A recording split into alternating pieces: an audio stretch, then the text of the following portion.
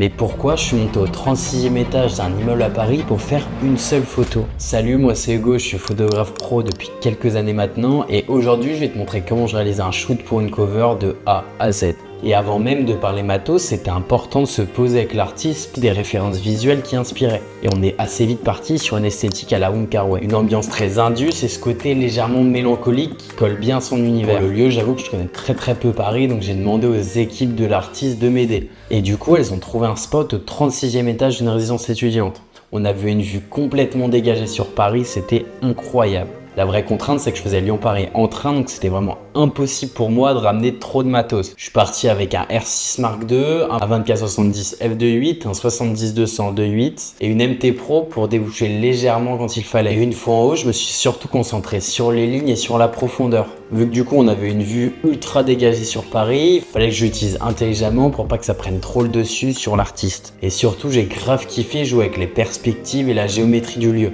Et après, on passe à ma partie préférée, la retouche. Moi, ce que j'aime vraiment, c'est travailler les courbes pour essayer de modeler ma lumière, ajuster mes contrastes et bien utiliser des masques pour essayer de séparer mon sujet. Et voilà pourquoi je suis monté au 36e étage d'un immeuble à Paris pour une seule photo. Donc si tu veux voir le rendu final ou savoir comment est-ce que je retouche ce genre d'image, n'hésite pas à t'abonner. Je vais te sortir plein de vidéos à ce sujet.